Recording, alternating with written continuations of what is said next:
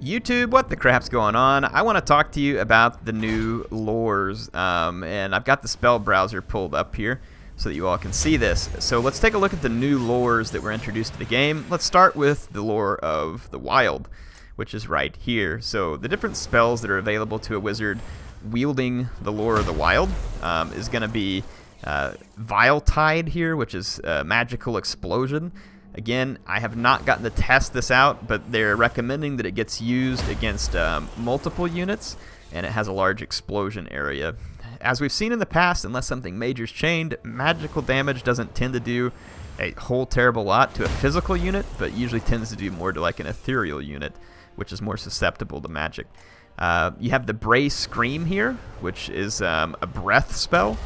So you can see there, it may be a good one to cast at the flank of a unit so it goes down a line and causes the most damage. We've seen these spells, kind of like Wind of Death and other breath spells, actually be pretty effective if cast from the right angle, which is basically straight down a line of enemy units because it is a straight line spell. Devolve is a direct damage spell, and I wasn't covering the range of these, but you can see all that information down here. The effect range and the range lasts for 11 seconds. It says that it is strong versus multiple opponents, causes damage to the combatants, says it's weak versus a single, and there's a high chance that the opponent will resist the damage. So this means that sometimes it's going to work, sometimes it won't, and it also takes away some of their leadership. That could be handy in making units lose some leadership. You got Traderkin, which is also a direct damage, and it says, again, there's a chance opponent will resist, though it doesn't say high chance, it says a chance. So I'm assuming that maybe this one does less overall damage. It has a smaller area too, and I would assume that's why the chance is better. But it's basically the same. This one says, though, that it's strong versus a single combatant rather than multiple. So, and it takes away speed as well. And I would imagine something like that could be handy if you were casting it on a lord who is on a flying mount trying to catch you, or maybe like Kolek who's trying to run you down, take away some of their speed, and potentially do a little bit of damage to them. You have the Mantle of Gorak, or however you say that, Gorak. This one's going to be pretty crazy. It damages your men, and it says there's a chance your men won't get damaged, but it gives your men 58 melee attack, which is massive. It's kind of like the Wa spell, or Here We Go from the Greenskins, and then you get 44 weapon range. So this is massive, but it only affects one unit. So this would be something, for instance, that you could put on a unit of Minotaurs or something else that you badly need to pummel an enemy, and it lasts for 55 seconds.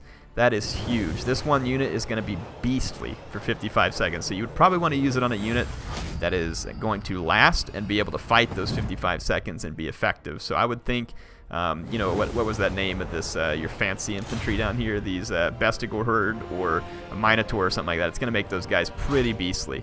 No pun intended.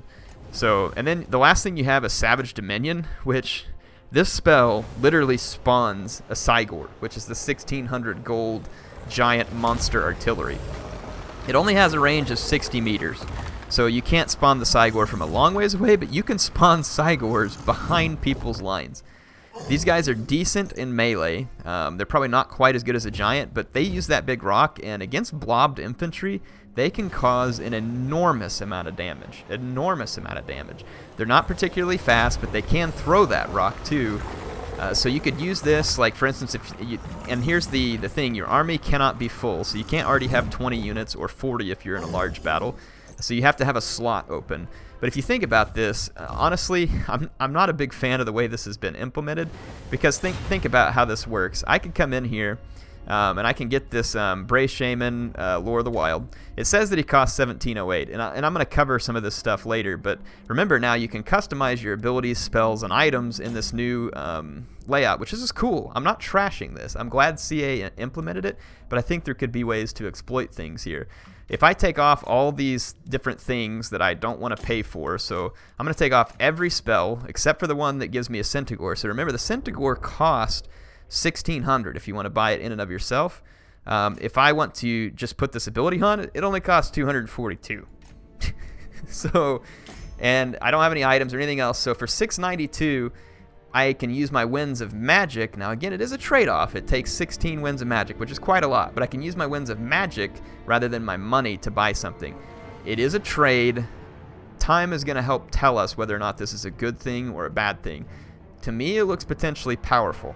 So like for instance, you know, this customization means that maybe I just want to use this guy to spawn a Cygor at the appropriate time, so I can make him as cheap as possible, and then to maybe still make him useful, I'll throw on this Mantle of Karak, so that I can buff up a unit as well.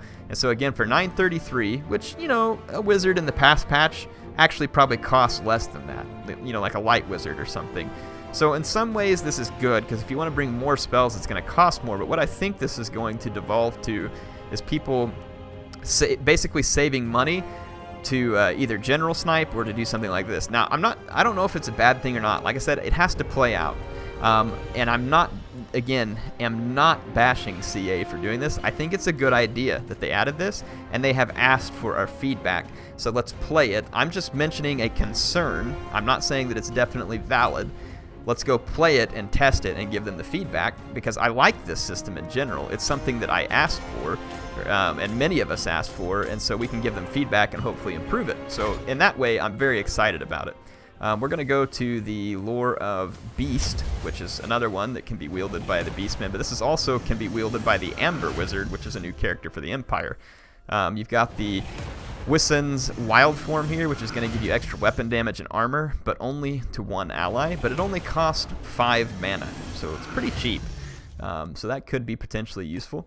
You got the Flock of Doom, which is a direct damage spell that basically like sends like what looks like bats and stuff all over the top of you.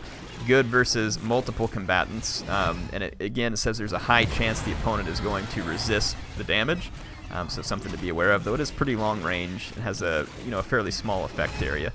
You have Pan's Impenetrable Belt, and I take it this is not Peter Pan, so it only affects one ally, but it's going to give them 22% damage resistance and a pretty good speed buff. So this might be a good tactic if you have a unit that's rushing to get into combat. You could give it damage resistance and a speed buff to actually get into combat.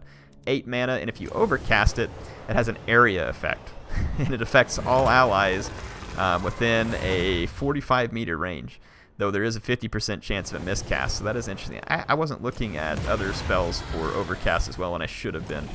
Yeah, so area effect here, so my bad. I should have been looking at this. This one is an extended cast range, so an extra 100-meter cast range and an extended effect duration, so it goes double the time. Interesting. So let's go over here, back to Pan's Impenetrable Belt. If we upgrade it again, you get an added effect area. The Amber Spear. This is a cool looking spell. It almost kind of looks like a shot from a Luminarch. It's certainly not as damaging as a Luminarch from what I've seen so far. It does say that it's armor-piercing damage, though I can't see anywhere how much damage this potentially causes. It says it can penetrate multiple units, and it's effective at all ranges. I've used this a couple of times in testing with Prince of Macedon. Wasn't super impressed. It's not going to accurately hit a flying target. It does try to home a little bit. I think you're going to have a pretty straight shot at your enemy. And it does cost 10 mana, and if you overcast it to get the increased armor piercing, it's 14 mana, and then you get extra explosion damage as well from the spell. So again, haven't gotten to test this one thoroughly, but obviously a nice direct damage spell that could be useful at taking out key enemy units, and it's supposed to be good against armor. You have this curse right here, the Curse of Unruh, and so it's going to take down speed and accuracy. This would be a good thing to use on enemy skirmishers if you're trying to hunt them down.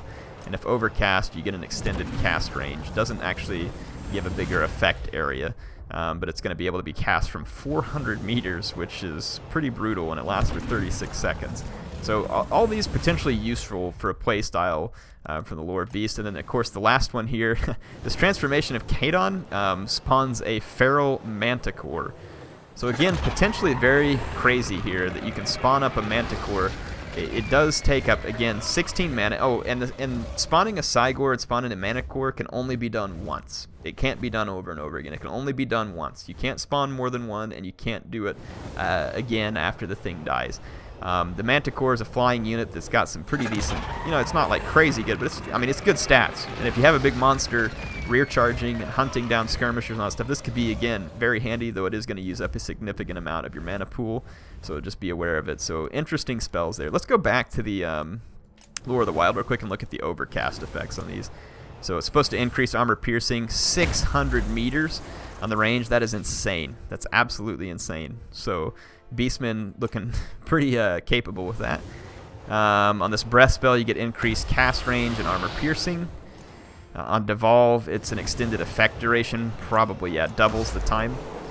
On this Traderkin, it's going to increase the damage and a greater effect on speed. Wow, it takes away half of the speed. So that's pretty crazy. And then the Mantle of Gohork doesn't have an overcast, and of course neither does the one that spawns a Cygor. So the last, I want to say that we added one more. So we got Lure of Wild, Lure of Beast, Metal, Vampires, Fire. Okay, yeah, nothing else was added. So those are the two new lures that were added to the game. Again, the Lure of Beast is carried by the Bray Shaman with the Lure of Beast, and it's also carried by the Empire with their Amber Wizard. So here's the Amber Wizard for the Empire.